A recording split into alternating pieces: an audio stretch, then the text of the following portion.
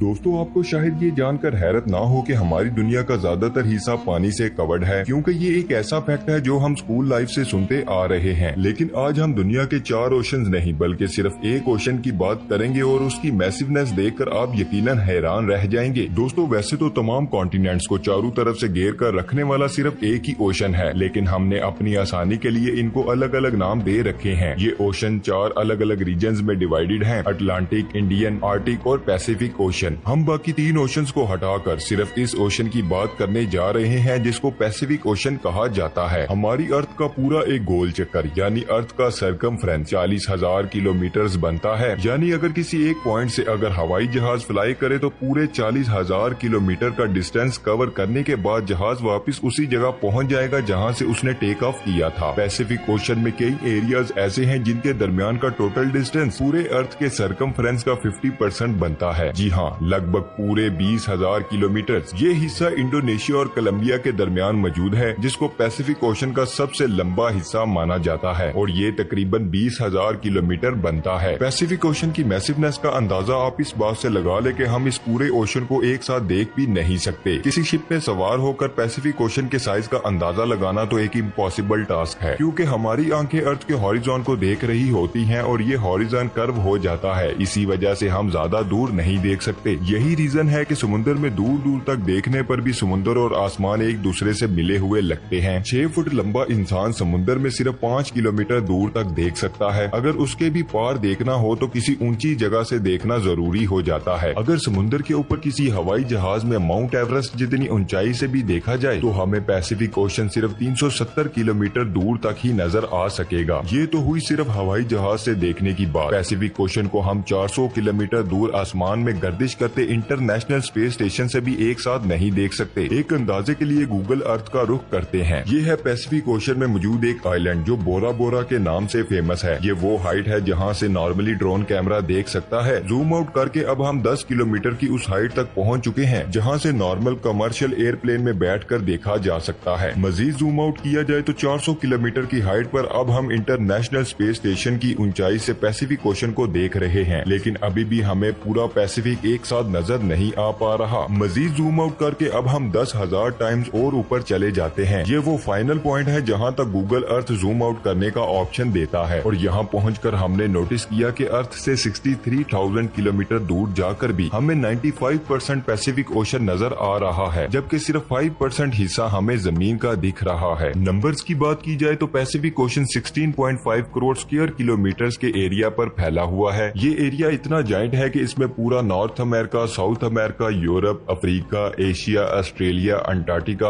और ग्रीनलैंड भी फिट आ सकता है। कुल मिलाकर बात की जाए तो जहां पैसिफिक ओशन का एरिया 16.5 करोड़ स्क्वायर किलोमीटर है, वहीं अर्थ पर मौजूद सारी जमीन का कंबाइंड एरिया ही 14 करोड़ स्क्वायर किलोमीटर बनता है। यानी हमारी दुनिया की तमाम जमीन, सारे पहाड़, रेगिस्तान और जंगलात पैसिफिक ओशन में फिट आ सकते हैं और उसके बाद भी इसमें इतनी जगह बच जाए जिसमें इंडिया जैसी 8 कंट्रीज फिट आ सके। याद रहे कि हम यहाँ 4 ओशंस में से सिर्फ एक यानी पैसिफिक ओशन के बारे में बात कर रहे हैं। कॉन्टिनेंट्स को हटाकर अब किसी और प्लेनेट की बात करते हैं। चले हम अब अपने पड़ोसी प्लेनेट मार्स की एग्जांपल लेते हैं। मार्स का total area 14.8 crore square kilometre है। अगर पैसिफिक ओशन के पानी का पूरे मार्स प्लेनेट से मुकाबला करवाया जाए तो हैरत अंगेज तौर पे पूरा का पूरा मार्स, इसमें मौजूद तमाम क्रेटर्स और माउंटेन सब के सब पानी में कई 100 फीट तक डूब जाएंगे। अभी तक हमने पैसिफिक ओशन के सरफेस यानी इसके सतह के बारे में बात की है। जितना बड़ा ये ऊपर से दिखता है उससे भी कहीं ज्यादा ये गहरा भी है। पैसिफिक ओशन में चैलेंजर डीप ट्रेंच के नाम से पहचाना जाने वाला पॉइंट अभी तक ढूंढा जाने वाला सबसे डीपेस्ट पॉइंट है, जो समुद्र की सतह से 11 किलोमीटर नीचे है। और पैसिफिक ओशन का ये गहरा तरीन पॉइंट कोई अकेला नहीं है। पैसिफिक ओशन में ढूंढे जाने वाले 3 ट्रेंच और भी हैं, जिनकी गहराई 10 किलोमीटर से भी ज्यादा है। इनको हम टोंगा ट्रेंच, फिलीपीन ट्रेंच और कुरिल ट्रेंच के नाम से भी जानते हैं। अब जानते हैं पैसिफिक ओशन के बारे में चंद लाजवाब फैक्ट्स। आज से 509 साल पहले फर्डिनेंड मैगलेट नामी यूरोपियन शख्स ने पूरा पैसिफिक ओशन पार किया था और उसी ने ही इसे पैसिफिक ओशन का नाम दिया था, जिसका मतलब है पीसफुल सी। हर गुजरते साल पैसिफिक ओशन छोटा होता जा रहा है, जिसका main reason under water tectonic plates की मूवमेंट है। लेकिन अच्छी बात यह है कि जितना छोटा पैसिफिक होता जा रहा है उसी स्पीड से अटलांटिक ओशन बड़ा भी हो रहा है। दुनिया में ज्यादातर अर्थक्वेक्स और सुनामी पैसिफिक ओशन के बॉटम चांद पर मौजूद टाइटोनिक्स प्लेट्स की वजह से आते हैं। पूरी दुनिया में सबसे ज्यादा एक्टिव वॉल्केनोज पैसिफिक ओशन के बॉटम में ही पाए जाते हैं। करीब 70,000 से भी ज्यादा वॉल्केनोज पैसिफिक ओशन के अंदर मौजूद हैं। जी दोस्तों, ये थी हमारी आज की वीडियो। आई होप आप सब दोस्तों को वीडियो पसंद आई होगी। आपकी इस वीडियो के बारे में क्या राय है, नीचे कमेंट कर अपनी राय हमारे साथ कमेंट सेक्शन में जरूर शेयर कीजिएगा। और नए आने वाले दोस्तों से गुजारिश है कि हमारे चैनल को सब्सक्राइब कर ले। वीडियो को एंड तक देखने के लिए आप सब दोस्तों का दिल से शुक्रिया। इंशाल्लाह मिलेंगे नेक्स्ट वीडियो में। अल्लाह हाफिज दोस्तों।